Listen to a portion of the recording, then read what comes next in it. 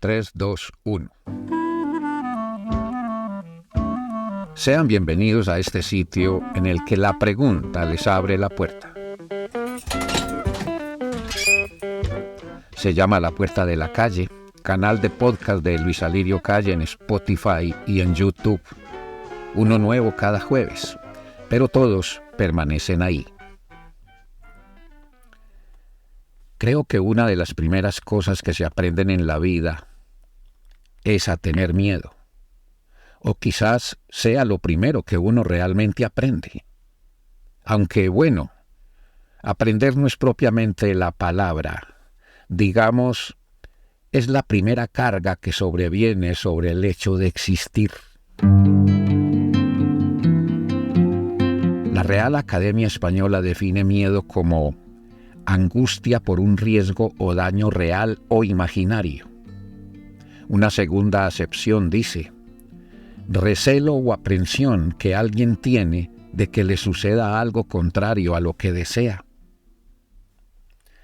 ¿No tienen ustedes la sensación de que lo primero que uno empaca cuando sale de la casa es el miedo? Ahora, ¿no les parece que el miedo es el único compañero que uno tiene cuando se queda solo? Digo cuando se queda, porque una cosa es estar solo y otra muy distinta, quedarse solo. Vuelve uno a la infancia, casi siempre más con la imaginación que con el recuerdo, y cae en la cuenta de que el peor de los miedos era ese, quedarse solo. En una encuesta a niños menores de 7 años que se hizo en el oriente antioqueño hace ya buen tiempo, una de las preguntas era: ¿qué es miedo? Y un niño de 5 años respondió: cuando mi mamá no está.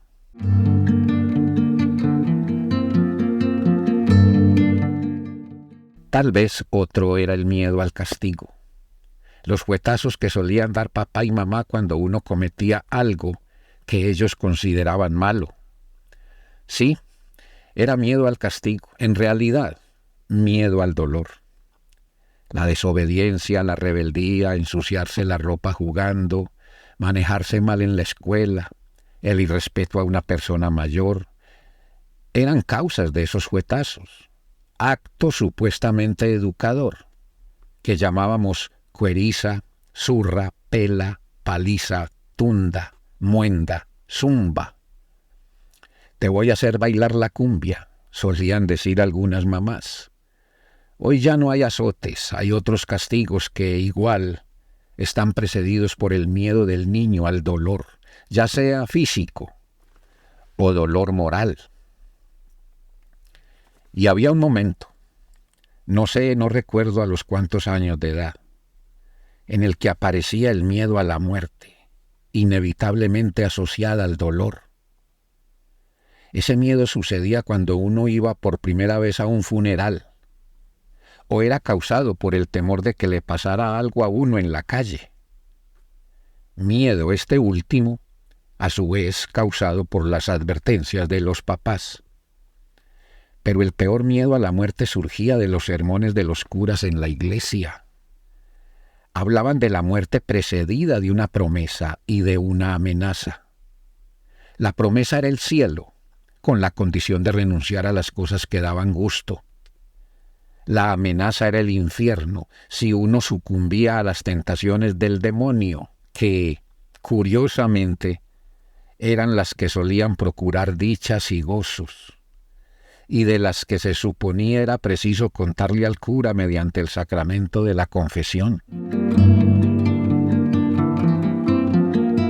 Bien, en lo que quiero hacer énfasis es en que el miedo es cosa temprana en la vida de todos y nos marca para siempre, como todo lo que les sucede a uno durante los primeros 7 años de edad, negativo o positivo, y siempre es lo negativo lo que más peso tiene, principalmente el miedo que, aunque es inmaterial, pesa como el plomo. Muchos tienen eventos en sus vidas que les ayudan a sobrellevar el miedo, pero muchos otros, tal vez más que los primeros, viven eventos que aumentan el tamaño de eso, que para quienes lo sufren se convierte en neblinas espesas, en oscuridad, en fracaso, en absurdo, en una vida a merced de su majestad el miedo. Ahora, la mitad del miedo puede tener una causa real, pero la otra mitad suele provenir de la imaginación, de cosas ilusorias. Recordemos la primera definición de la Real Academia de la Lengua: angustia por un riesgo o daño real o imaginario. Y entonces del miedo han surgido los mitos y las leyendas, que en el mundo innumerables son. El miedo ha servido a lo largo de la historia como instrumento de dominación de monarcas, autócratas, sátrapas, dictadores. La principal arma de la guerra es el miedo, y lo es de los asesinos, violadores, atracadores, abusadores del poder, las mafias. Las amenazas son efectivas porque suelen tener más poder que la ley y son más rápidas que ella, y porque cuentan con el miedo como garantía misma del poder de la amenaza. El miedo es el arma infalible del crimen y el terrorismo. Los que imponen el miedo saben que tienen todo el poder, porque el miedo es la máxima debilidad de la mente humana. La guerra la utiliza porque es arma que funciona antes de que todas las otras salgan al combate. Y claro, es como todas las armas, carece de moral. El miedo es el dictador que todos llevamos dentro y nos domina. ¿No lo creen?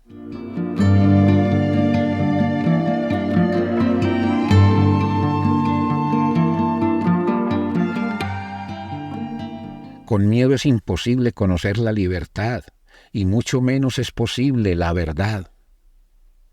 Parecería que los únicos que tienen libertad son los que diseminan el miedo sobre personas, grupos, gremios, comunidades, ciudades enteras. Hace 30 años el arma más poderosa del entonces llamado Cartel de Medellín era esa: el miedo.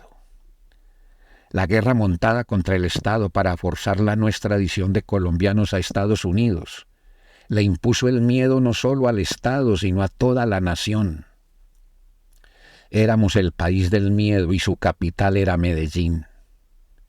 Salíamos a la calle con miedo, trabajábamos con miedo, comíamos con miedo, hacíamos el amor con miedo anochecíamos y con miedo nos levantábamos. Ciertos recuerdos hacen sentir que despertar con miedo es pasar del sueño a la pesadilla, y levantarse con miedo es como subir a un patíbulo ilusorio. Del miedo ha hablado la historia durante toda la historia. Filósofos, novelistas, cuentistas, dramaturgos y poetas, pintores y escultores, ensayistas y cineastas han hecho grandes obras teniendo al miedo como protagonista. Mucho dinero ha hecho el cine con sus películas de terror. Muchas novelas cuyo tema es el miedo suelen venderse por toneladas. Así que no es un tema con el que uno pueda decir algo nuevo, pero es recurrente, no nos deja tranquilos. El miedo es personaje central en miles de tertulias y reuniones familiares. Quizás todos recordemos que el miedo, con historias de muertos, espantos y apariciones, nos reunía en la casa hasta altas horas de la noche, lo que causaba que los más pequeños ya no fuéramos capaces de dormir solos. ¿No sienten ustedes que, aunque cada quien tiene su propio miedo y es único, el miedo es universal? A todos nos descobija, es la sombra común que todos proyectamos. En la película Troya, del director Wolfgang Petersen, aparece que el héroe griego Ulises le dice a Aquiles: el miedo es útil a veces. ¿Entiende uno que tal utilidad está en que el miedo motiva la prevención? Causa actitudes protectoras ante el peligro. Pero por más protección que tengamos, el miedo sigue ahí. Uno lo siente como algo que vigila y acecha. No parece haber manera de evitar que el miedo nos sobrecoja. No existe la seguridad para evitar el miedo. No hay seguros contra miedo. La historia cuenta que Ulises, para poder hacer la travesía de regreso a Ítaca, isla del mar Jónico de donde era rey, se vio obligado a vivir experiencias espantosas que pusieron en enorme peligro su vida y la de sus hombres. Puede verse como símbolo de que el miedo, que es humano, humanamente puede ser vencido. Se le contrapone el valor, virtud en la que caben la osadía, la llamada autoestima, la fe y la capacidad física para enfrentar la adversidad. Ulises resulta ser el ejemplo literario de la advertencia según la cual no importa tener miedo, lo que importa es seguir adelante a pesar del miedo.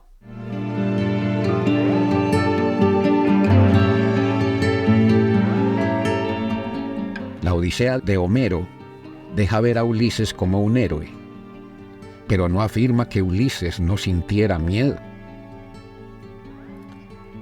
Decía al principio que lo primero que nos cae encima en la vida es el miedo, y que eso sucede en el seno de la familia, que suele tener para defenderse y ampararse la religión, llena de espantosas advertencias relacionadas con el diablo y el infierno, que es mucho más infierno cuando se pluraliza y se le antepone el adjetivo profundos, es decir, los profundos infiernos. Cuando era niño, en mi pueblo, probablemente en muchos otros pueblos también, solía hablarse como sinónimo de diablo, de el enemigo malo, denominación que dicha, con el énfasis que muchas abuelas usaban, hacía que el diablo fuera doblemente diablo.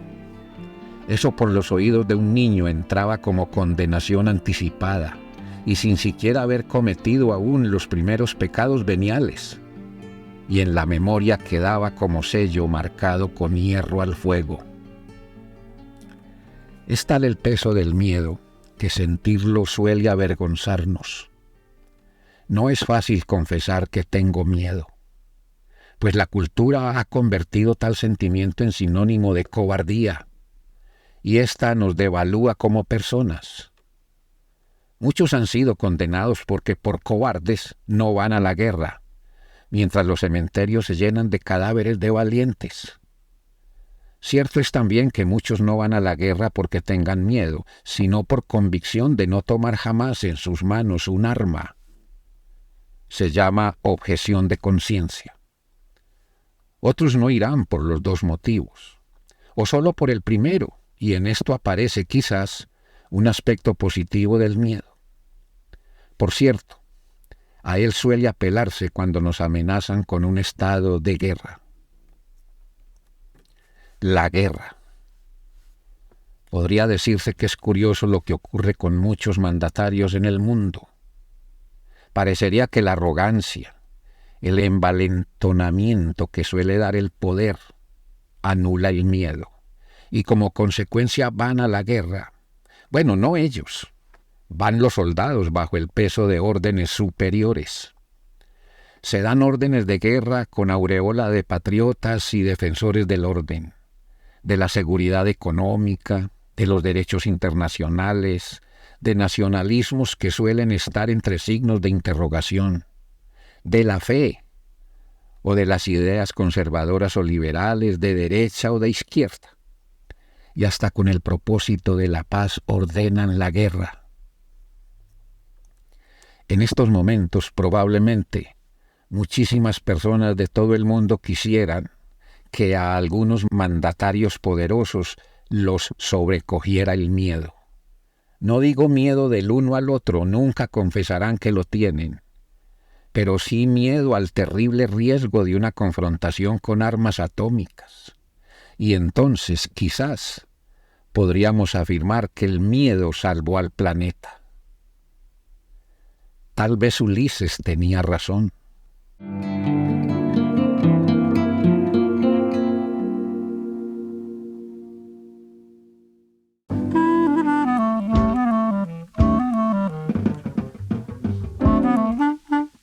Soy Luis Alirio Calle, periodista y escritor, y esto es La Puerta de la Calle en Spotify y en YouTube.